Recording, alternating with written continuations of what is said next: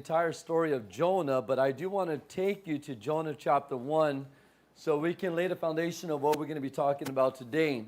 And that's going to be Jonah chapter 1, verse 8 through 15. The title of the message this morning is called That the Sea May Be Calm Unto Us.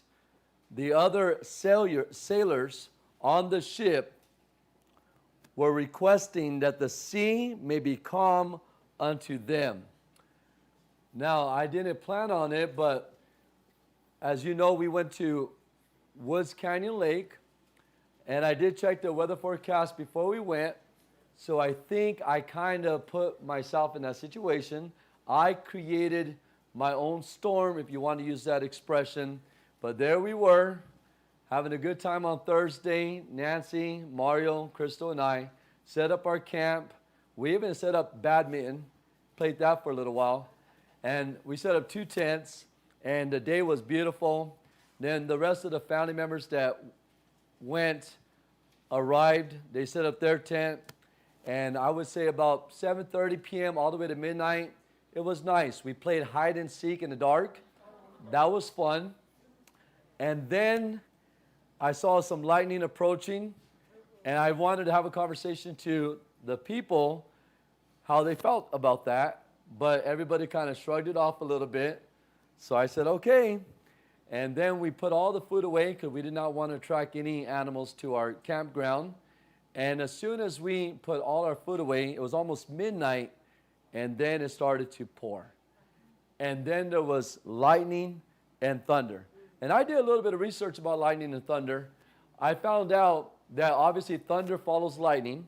And I found out, if you want to know if you're safe or not, as soon as a lightning strikes, you count seconds. If the thunder follows within 6 seconds or less after the lightning strikes, you're in danger.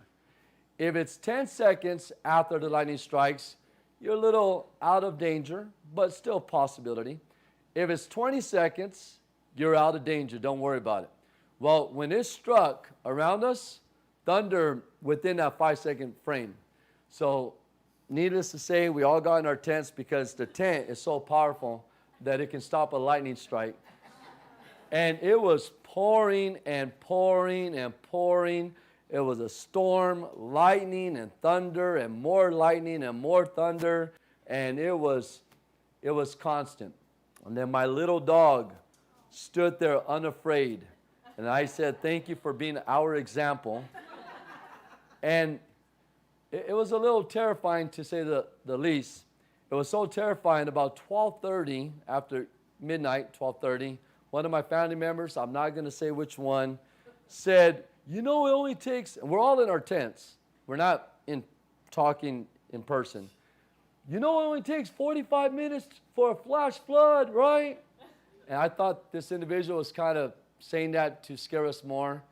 Before I know, I hear his Jeep turn on, and him and his party checked out of there, and they went and found a hotel, and we stuck it out.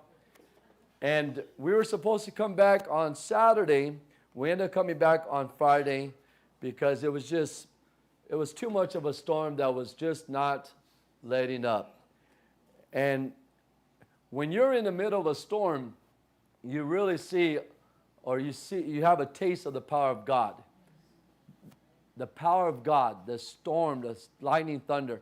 And it really puts things in perspective, how small we really are. We think we're so significant, we're all that, but you get yourself in a storm, you realize how little control you have. How little control you have. Now, in the same token, there are storms going on in our lives, in our personal lives. Now, I believe the storm that I was in on Thursday night leading to Friday, that storm, I kind of put myself in that storm. I knew the weather forecast. It was going to rain, and I still went.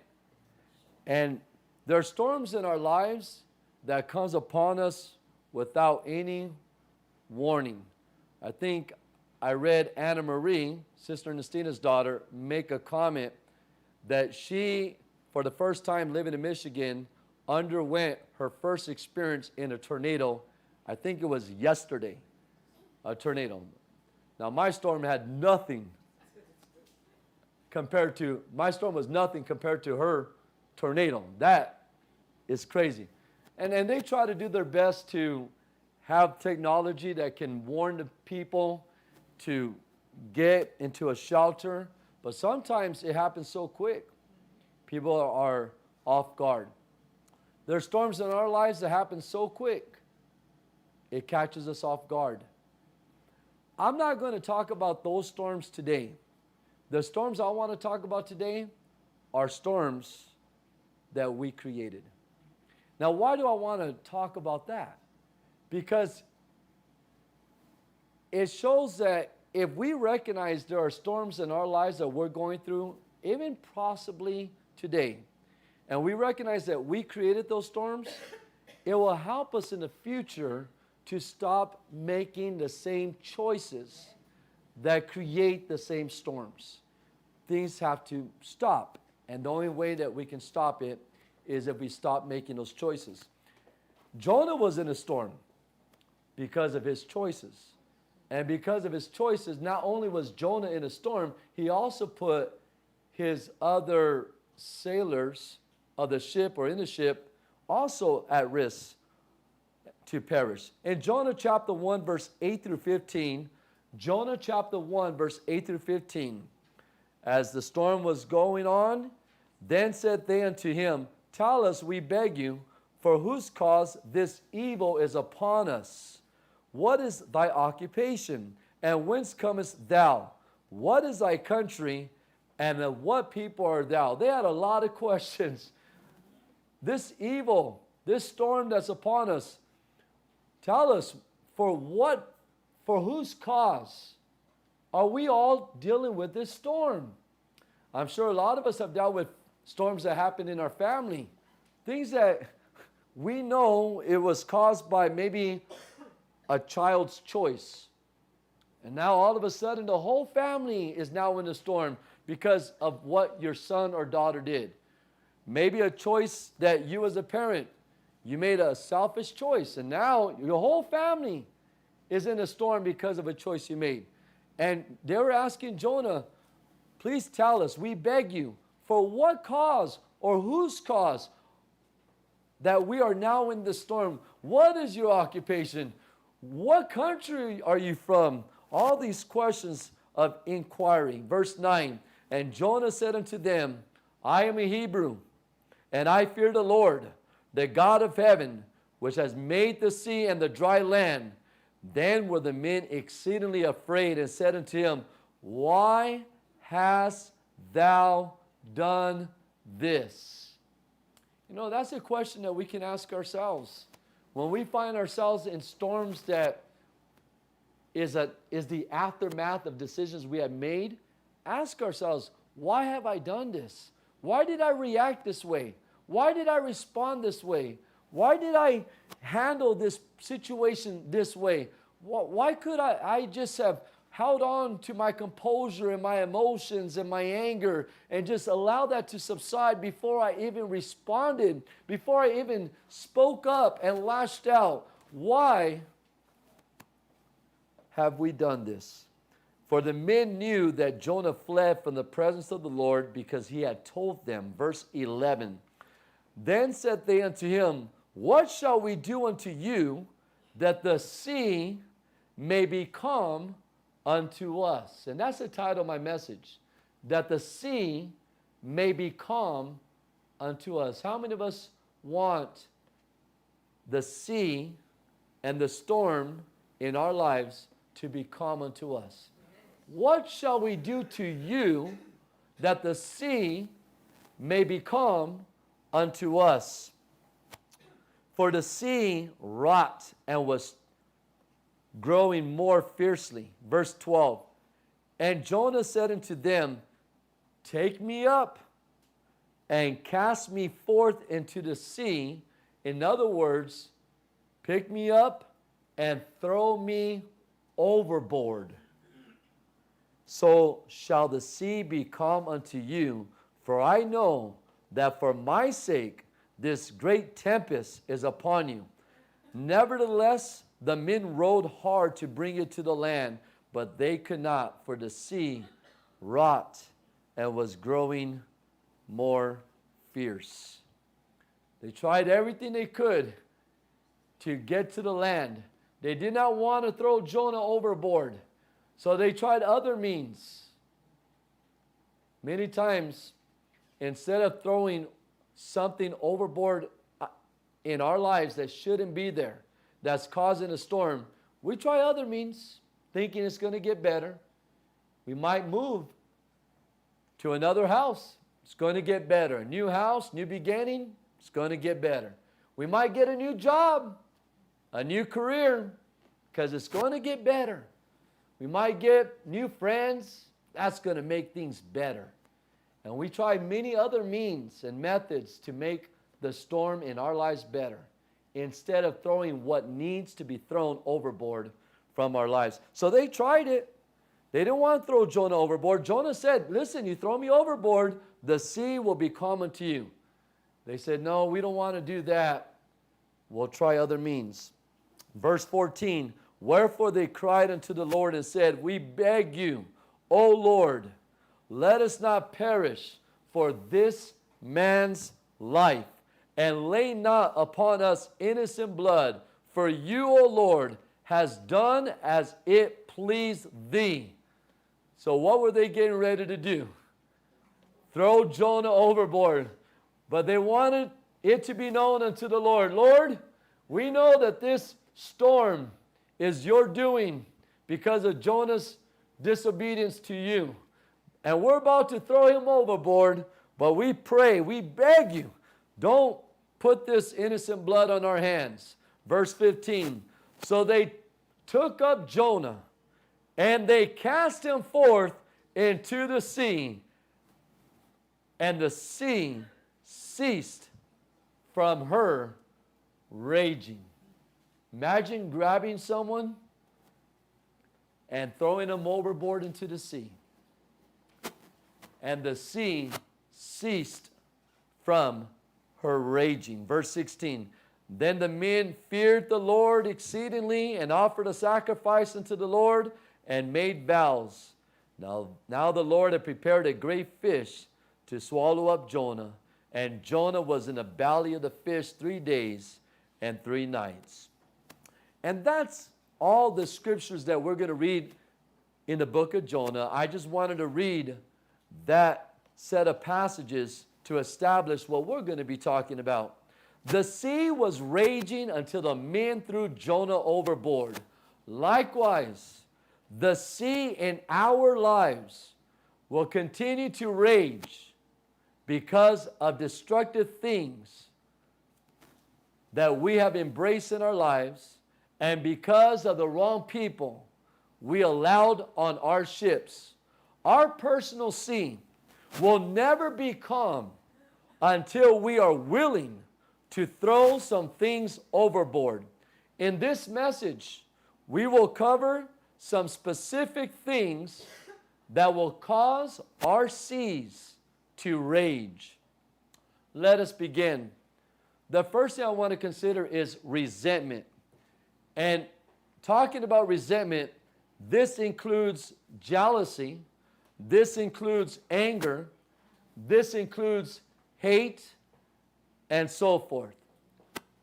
Many of us are dealing with storms because we have not yet thrown overboard out of our hearts resentment. I am not going to identify any names, but talking to a particular person recently, this individual continues in this individual's heart to harp on what has been done unto this individual. This individual continues to allow in this person's heart anger and being upset to fester and fester and fester inside this person and grow. And now there's a storm in this individual's life, and this individual, not anchored, not stable, losing control, all of that, because resentment has been filled in this person's heart. Listen, you cannot control what people do to you per se, as a rule, most of the time. I guess you can get away from that if you're able. I'm not talking about someone being married, getting away from that. I'm just talking about sometimes you got to just cut ties with people that have a bad influence in your lives. But you are in control of responding how you deal with people's attacks in your life. That's your responsibility. You cannot control how people treat you. That's their responsibility. You cannot control someone's attitude towards you. That's their responsibility. But yes, we have full control in how we respond to the unfairness of life. Is life unfair? Yes. Do people do things to us that we didn't ask for, that we don't deserve, that we didn't go out of our way to invite? Yes. And you know what? I would probably be like so many people that are not governed by the Spirit of God, and they question how unfair life is, and they have questions about God and His will and His purposes and so forth. I probably would also fall in that mental syndrome as well, but I can't escape the fact that Jesus came into an unfair world and took upon unfair treatment and died on the cross unfairly and still maintained an attitude of love for humanity, trust for His Father, and still promoting goodness, although He was treated unfairly. And although people treat us unfairly, and life may treat us unfairly, we have to have the same fortitude of Jesus, that no matter what unfair things happen to us, don't allow that to soak in our hearts and develop anger and resentment and rage. Because of these things that fester in people's heart, you can observe their lives. They're in a storm. They're always unstable. They're always tossed to and fro. They're always inconsistent. They're not constant. They're always, sometimes, like a ticking time bomb. You just never know when it's going to go off because of resentment in the hearts. Jonah told the sailors of the ship, I have a solution. I know how to calm this sea. I know why this storm occurred. And here's the solution. Pick me up. Throw me overboard. And when you do that, the sea will calm. Well, I'm here to say this. Pick up your anger right now. Pick up your resentment right now. Pick up your jealousy right now. Pick up your bitterness right now. Pick up your self-loathing right now and throw that overboard, and your perspective for today, your life will change. The storm will subside.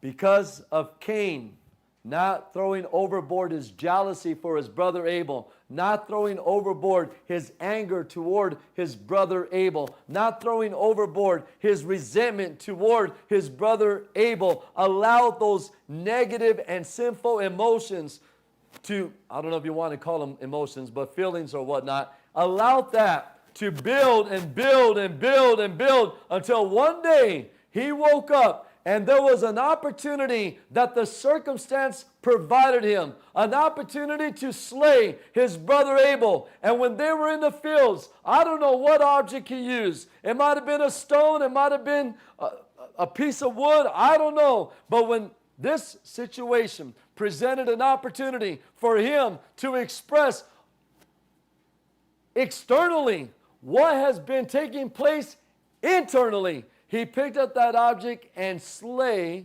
or killed his brother Abel. Go to Genesis chapter 4. Genesis chapter 4, verse 9 through 13. Genesis chapter 4, verse 9 through 13. And the Lord said unto Cain, where is Abel thy brother? And he said, I know not. Am I my brother's keeper? And he said, what hast thou done? Same similar question. They asked Jonah, what hast thou done? Now God is asking Cain, what hast thou done? We need to take personal responsibility when we are in storms that we created because of our actions. And we need to ask that question, what have I done? Many times we can't ask that question because we blame everyone else. We blame everyone else for what we're going through. But notice, if you would, in verse 10, and God said to Cain, what hast thou done? The voice of thy brother's blood cries unto me from the ground, and now art thou cursed from the earth. And here's a storm that Cain created by jealousy, rage, hate, and anger, leading to murder of his brother. Verse 11, here's a storm. And now art thou cursed from the earth, which has opened her mouth to receive thy brother's blood from thy hand. When thou tillest the ground, it shall not henceforth yield unto you her strength. A fugitive and a vagabond shalt thou be in the earth. And Cain said unto the Lord, my punishment is greater than I can bear. Now, why did Cain go through a storm in which everything he touched, as far as trying to till the ground, did not prosper? Why did Cain go through a storm that wherever he went, he was looked upon as a fugitive? He had that reputation. He had that mark in his life. He was looked upon as a fugitive by society. Wherever he went, people would say, there's that fugitive. There's the man. Why did Cain go through that storm? Because he did not throw overboard his resentment. He did not throw overboard his anger. And I'm here to warn you, if you keep anger in your heart, I don't care, and I'm not saying I don't care, like I don't care what you go through. I don't mean it that way. I don't care what someone did. I don't care what someone said. I don't care if it was your mother that did it, if it was your father that did it, if it was your brother that did it, your sister that did it. If you keep anger in your heart and you keep resentment in your heart, you are going to face a storm for the rest of your entire life. Now, forgiveness doesn't mean that the person that inflicted wrong on you, forgiveness doesn't mean that God forgave that person. It doesn't mean that. But I want to encourage you to forgive everyone that has sinned, everyone that has violated, everyone that has transgressed you for your sake. For your sake.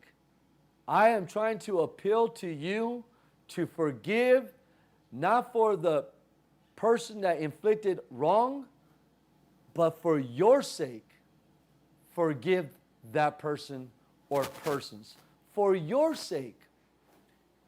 Otherwise, you are going to be in a constant storm for the rest of your life. The sea will never be calm unto you. And I would like to use one last example before we move forward. And that example is Joseph.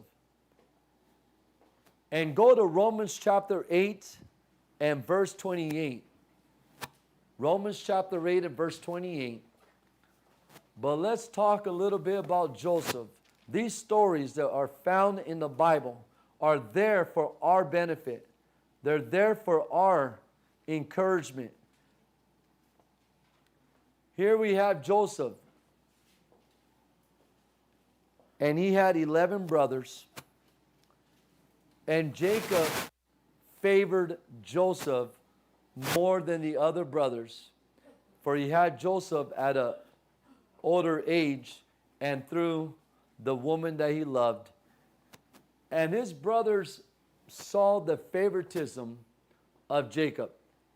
Was it Joseph's fault that his father favored him more than the rest? It was the father's fault, not Joseph's fault. But who became the target of their resentment?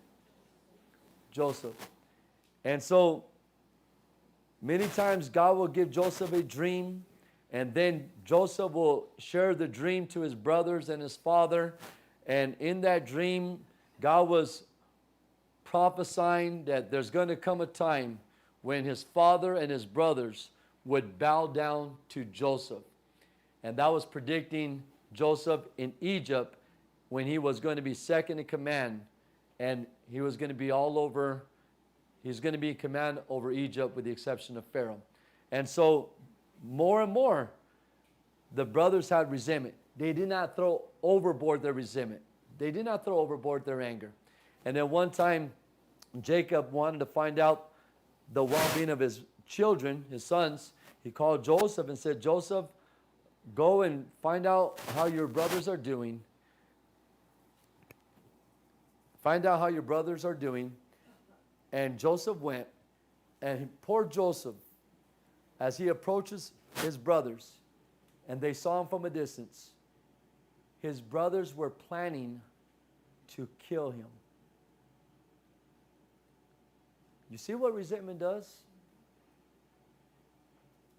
Now you say, I will never cross that line. Christ says, if you hate your brother, you are a murderer. Because murdering, or the act of murder, starts where? In your heart. That's where it starts. And the brothers took Joseph, and they were going to kill him. But if I'm not mistaken, was it Reuben that stepped up and said, let's not kill Joseph? So in the meantime, they put him in a pit. Now, is this unfair, what's going on? It's unfair. Did Joseph deserve to be treated that way? There's things that we go through. There's things that children go through that they don't deserve. They do not deserve to go through that.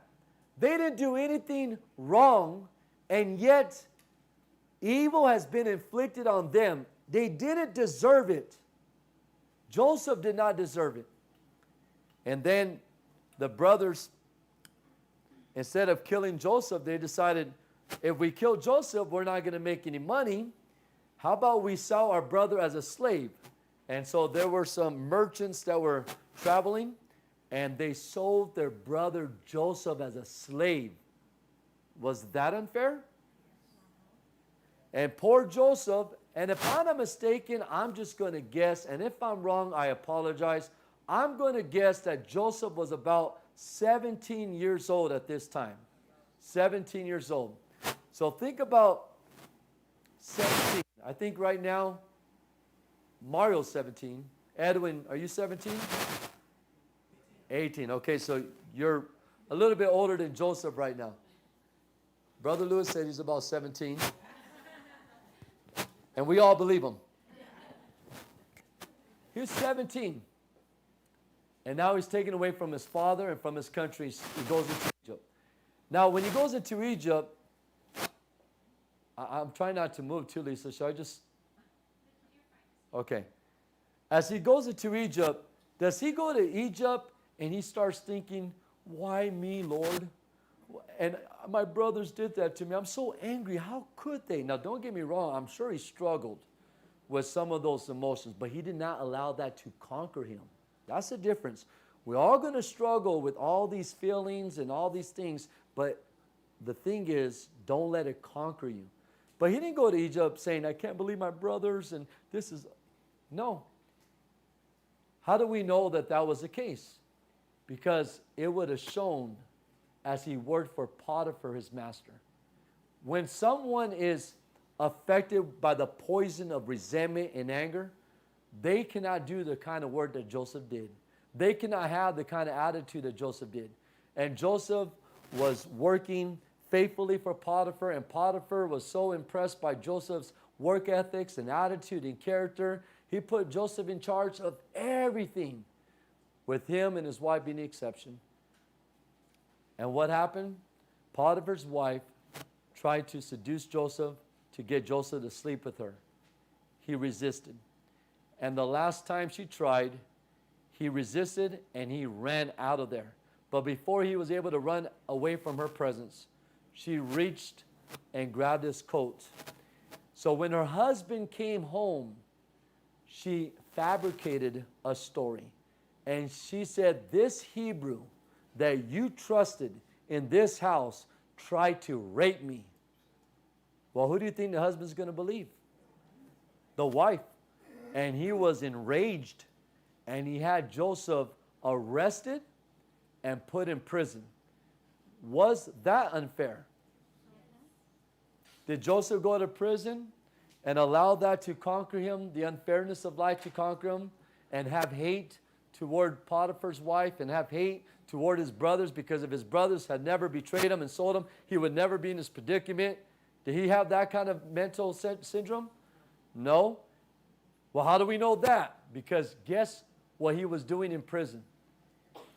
He wasn't self-loathing. He was busy working.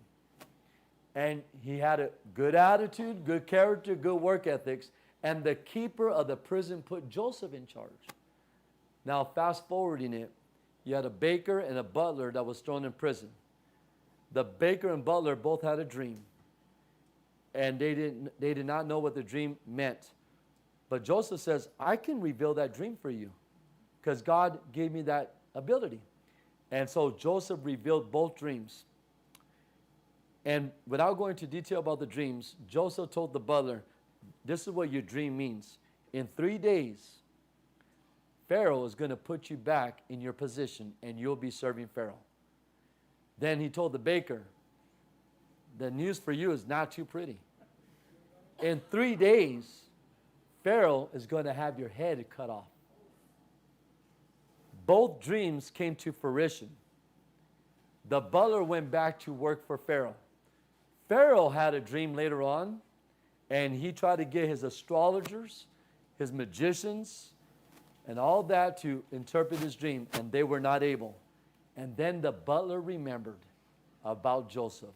And he told Pharaoh, I met a man when I was in prison that interpreted my dream and told me that I'll be back working for you. And exactly what he said, it came to pass. And Pharaoh said, bring this man in my presence. And here's Joseph coming into his presence. And Pharaoh revealed his dream. And Joseph said, this is what the God of heaven said. You're going to have 7 years of prosperity. And after the 7 years, you're going to have 7 years of famine.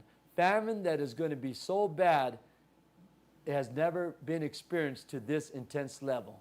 And Joseph said, I advise you to seek a man who will wisely and strategically plan out during the 7 years of prosperity to store enough food that when the 7 years of famine comes, you will be sustained with enough food. And Pharaoh said to Joseph, where else can I find such a man as yourself?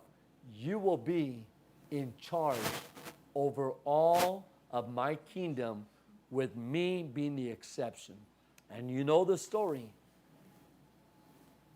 Later on, the brothers of Joseph came to Egypt for food. And when it was revealed to them that Joseph was Joseph, their brother, they were scared. They were terrified that Joseph was going to seek revenge for the unfair treatment that they committed toward him. And you know what Joseph said? Look at the attitude of Joseph. What you intended for evil, God intended for good. Amen. And that brings us to Romans 8:28. Romans 8:28.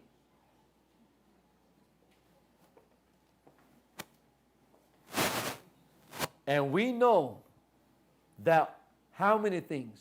All things. You remember Joseph? All things work together for what? For harm? For evil?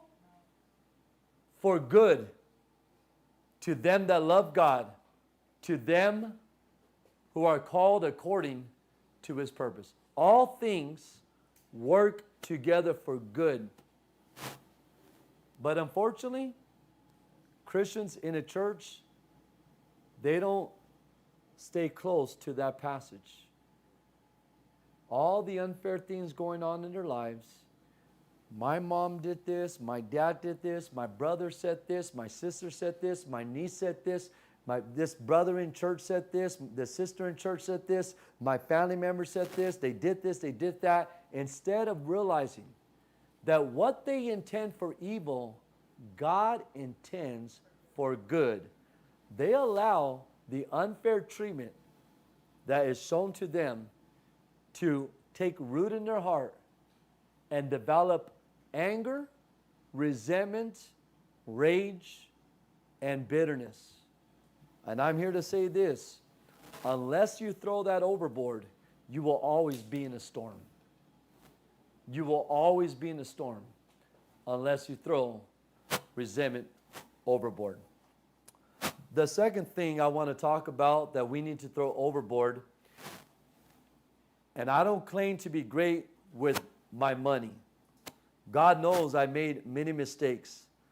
But I do know this, that many people get themselves into trouble because they fail to make wise financial choices and they fail to live within their means. As long as we continue to make foolish financial choices, our sea will never be calm unless we throw foolish financial choices and discontentment overboard.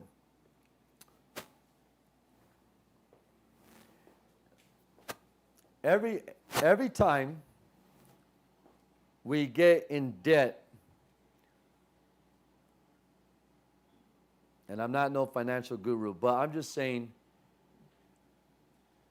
without elaborating and going into detail about money, and I made many mistakes, not only in the past, but even recently.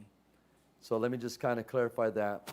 But every time I buy a car and I got to make payments, that adds another debt to my life.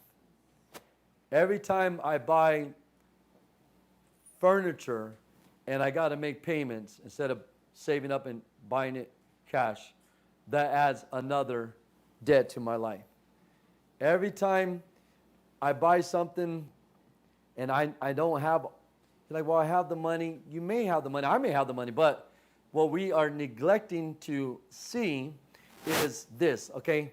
And I have 2 vehicles, and I'm paying for 2 vehicles. So think about that, okay? I'm not trying to say, I'm just trying to caution all of us that sometimes we're in the storm that we're in because we make some bad financial decisions. But think about this. I can afford my car. We all say that. You can afford your car if everything else about life goes right. But not everything else about life goes right. Your AC unit breaks down. And I'm not trying to really talk about a car. That's the only thing I thought about right now as an example. And I had to qualify myself by saying I have two payments of two cars. In other words, I'm saying this hypocritically. So, yeah, you can buy a car, but your AC unit is going to break down. You have a plumbing issue. You have this issue going on with the house or whatever, and all of a sudden, oh, you're sick. Now you got to go to the hospital. Now, what you thought, I could afford this car, you can if nothing else happens. And a lot of times we make decisions thinking, well, I can, without considering that life happens. So can you afford a car although life happens? Can you afford that car although life happens? And that's good. But that's just a small decision, a small example. I'm on the verge right now of making a horrible financial decision because I want something. And I really don't, I want it now. And so it is hard. Discipline with money for me is hard. For me, it's hard. For you, it may come a little bit more natural. I know I was able to go to my Aunt Ray's house in California. And my Aunt Ray, she was a single parent, and she owned a house in California. She was able to pay all her mortgage, her bills, and raising 5 kids. And then when we would go over there, she even had enough money to give my sister, Lisa, and I money. We were kids. And we were like, wow, ice cream truck would come, and here we are, so happy to have the money she gave. Now, as an adult, I look back and think, how did she do all that? She had discipline. She lived within her means. She didn't allow herself to be overtaken with discontentment. And it's such an incredible example that when she died, if I'm not mistaken, I may have it wrong, but to my knowledge, when she died, she had no debt that her children had to contend with. If we die today, how much debt does our children have to contend with? I don't know. I'm just throwing it out there. That she had her funeral arrangements paid. Me, I'm not thinking about funeral arrangements. I'm thinking about other things. I'm just telling you right now, when it comes to, I do pay my bills and everything else, but I know that I can use a lot more discipline in my money than what I do. And every one of us has discipline in some things. Some of us are very disciplined when it comes to work. If you have a headache, some people still go to work. They're disciplined. Some people are disciplined when it comes to their physical bodies. They take care of their physical bodies. They have discipline. So we all have our strong points and our weak points when it comes to discipline in many aspects. And sometimes money is a weak point for many of us. Proverbs 17, verse 18.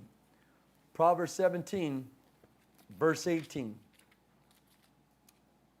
A man void of understanding strikes hands and becomes surety in the presence of his friend.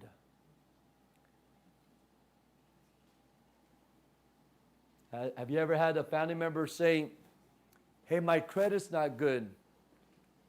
Can I buy a car under your name since your credit's good? Have you ever had a son or daughter come, Mom, my credit's not good. Can you co-sign for me? And then later on, your son, your daughter, no longer pays the car payment? God warned you. Don't co-pay. But they're my son. They're my daughter. We get more emotional about it.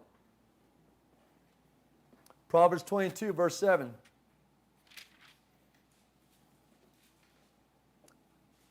The rich rules over the poor, and the borrower is servant to the lender. Every time we borrow money from the bank, every time we borrow money from a family member, more and more we slip into slavery.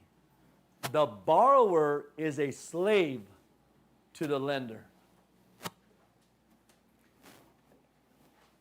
You know, so we're talking about money. I'll give you some of my thoughts. Not lately, because I think I got over it, but when you saw the house market the way it is, I was telling Crystal, maybe we should sell our house.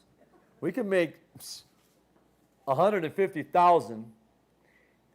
We'll move back in with my mom for a while. Maybe we'll ask the church. We'll ask the church if we could live here. I was thinking all these things because it's so right now. But then one of my friends just bought a house, and he's paying over $2,200 a month. And I'm thinking that I do not want. And to be honest, to me, the American dream would be not only to have a house, but to actually own a house.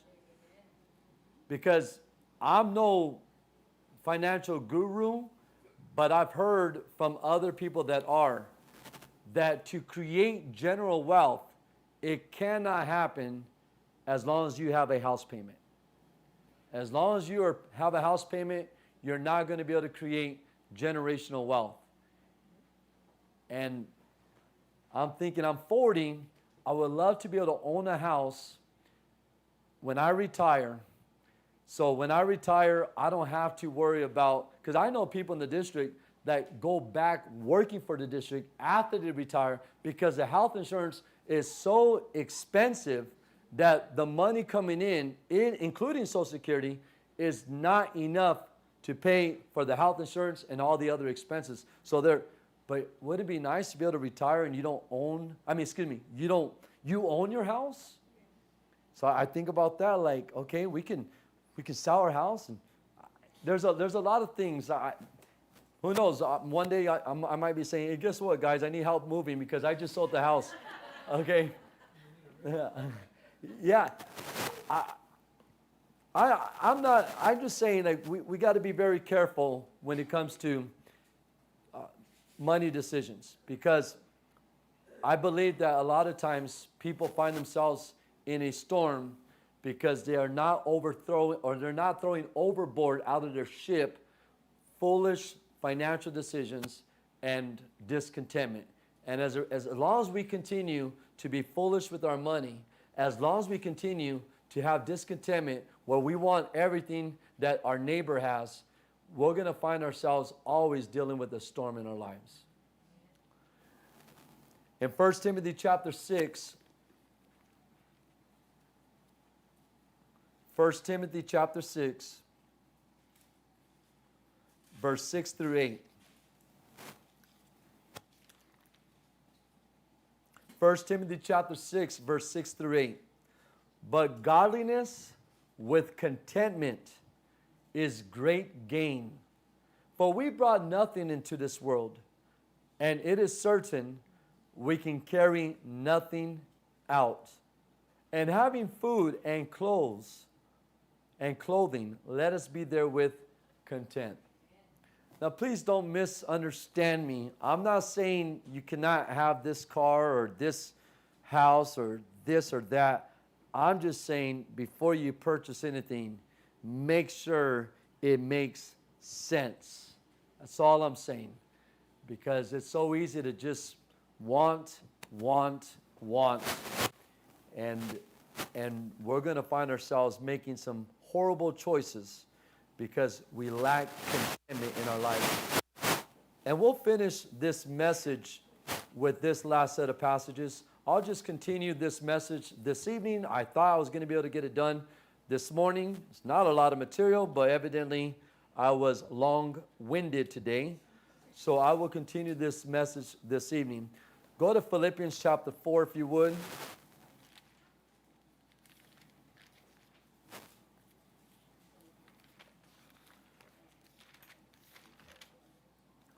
Philippians chapter 4.